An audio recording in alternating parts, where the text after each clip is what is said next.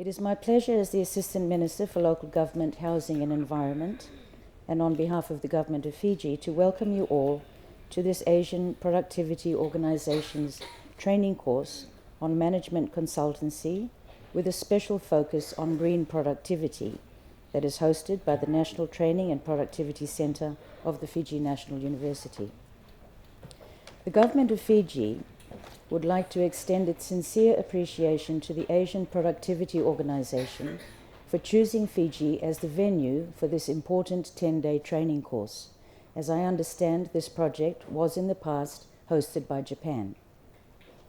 I am delighted to note the Asian Productivity Organisation and the NTPC, acting as the National Productivity Organisation of Fiji, have trained numerous management consultants over the years and remain committed to developing more management consultants in green productivity in the Asia-Pacific region.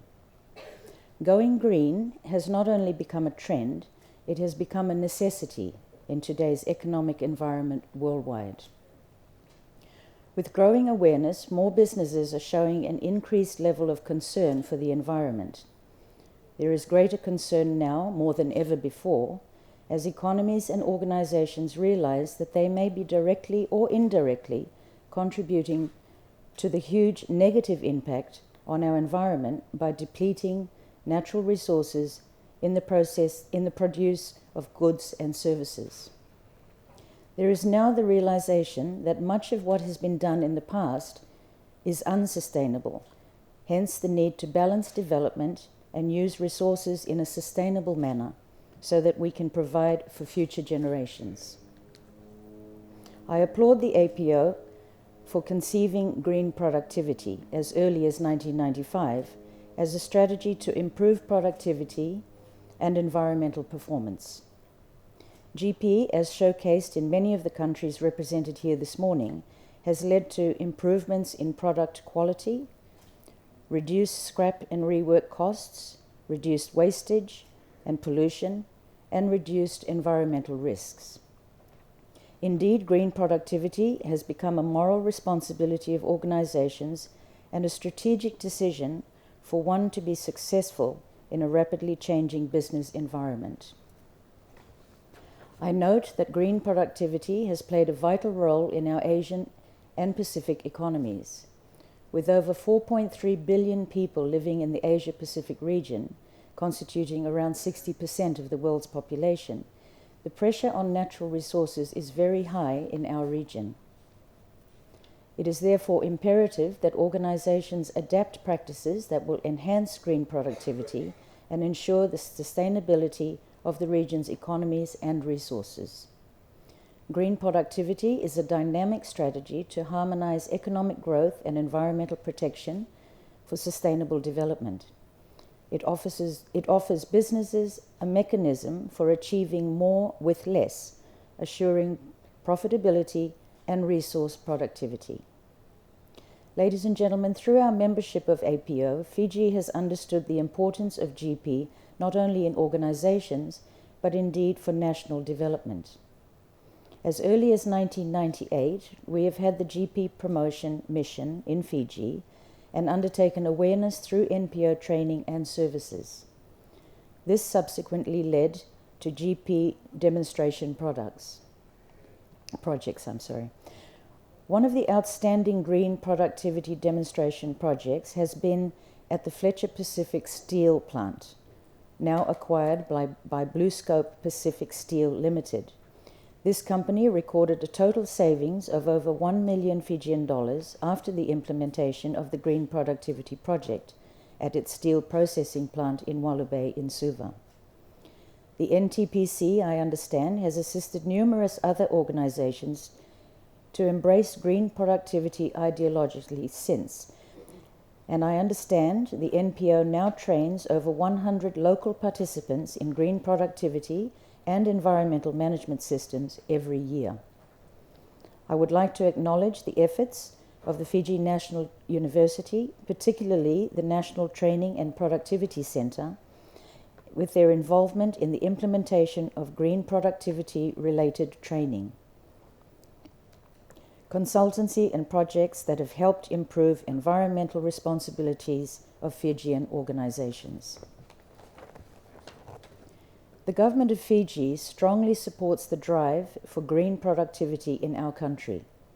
Although we are a small economy in comparison to the rest of the world, with a little under 1 million in population, we have made a lot of positive changes to our policies and programs so that today our development plans encompass sustainable development measures for the future.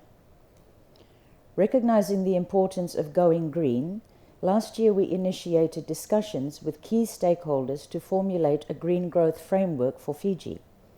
This green growth framework for Fiji was successfully launched on June 13th this year by our Honourable Prime Minister. This green growth framework links the economic development of this country with the environmental concerns and ensures that all existing and new development activities have environmental conservation and environmental sustainability at the forefront.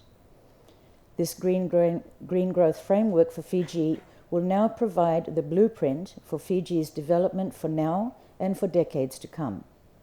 This, ladies and gentlemen, will be at the core of our national development plans for the next 20 years and beyond, and we are in the midst of undertaking national consultations on this at the moment. For your information, our Green Growth Framework covers 10 theme areas which are grouped into 3 categories, namely, number 1, the environment pillar, which involves building resilience to climate change and disasters, waste management, and sustainable island and ocean resources. Number 2, the social pillar, which involves inclusive social development, food security, and freshwater resources and sanitation management. And number 3, the economic pillar, which also includes considerations like energy security, sustainable transportation, technology innovation and development, and greening tourism and manufacturing industries. The Green Growth Framework will now promote green productivity initiatives in our country like never before, and we are so grateful that we are able to recognize the importance of the green growth journey earlier on through association with our friends and member countries of the APO. Ladies and gentlemen, the Fijian government's vision is to build a better Fiji for all Fijians. In our 2015 budget, our government provided a number of duty concessions on the importation of energy-efficient vehicles, plant and related equipment, and for development and promote sustainability. In addition to the duty concessions, our government has provided assurance of tax concessions, rebates, and even tax holidays for biofuel production investments and setups of commercial, agriculture, and agro-processing industries. This will further strengthen in the future to ensure a greener Fiji. Similarly, our trade policy framework also recognizes the importance of greening our economy and complements the Green Growth Framework by setting down clear pathways to achieve sustainable development through trade. Ladies and gentlemen, the Fijian government, through the Department of Energy, has also embarked on a National Energy Efficiency Awards program. This program has been running for a number of years. The major target group of this awards program are the industry as well as school children, so that we can cultivate our energy-conscious culture in our people by starting with our children at a very early age. The Department of Energy is also responsible for the provision of clean and renewable energy to the rural communities of Fiji. As such, products like the biogas plants, small hydropower stations, and solar home systems are ongoing for our rural communities. Let me also mention that the Fiji Electricity Authority, which is our only provider of power to the country, for investing heavily in renewable energy sources like the 2 major hydro power stations in Viti Levu. With the authority's mission to cater for 90% of the energy demand through renewable energy by the year 2025, Fiji will definitely benefit greatly economically as well as environmentally. To all the future management consultants in green productivity participating in this training course, please let me remind you that there is a dire need for trainers and consultants in green productivity in our countries. We need consultants who can help implement changes and work as external think tanks, be resourceful, and be the catalysts of change in the organizations that you work for. I am confident that all of you here today will gain immensely from this APO training and become more conversant with the framework of management consultancy and understand GP applications. With this training, I am certain you will be able to assist your own organizations and countries, and I wish you the best in your green endeavors. I wish to assure you all that Fiji stands ready to work with other member countries on the APO, and we will also continue to host projects that will translate into meaningful change in the quality of our lives and environment. We have benefited immeasurably from our participation on all APO projects in the past, and I would like to thank the APO Secretariat for these learning opportunities.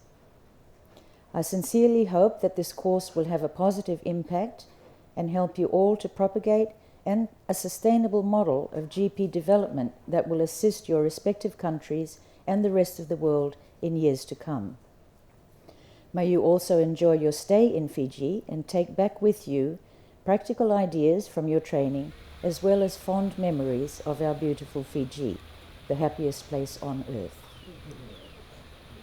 With these few words, I have much pleasure in declaring this training course open. Vinaka. Thank you.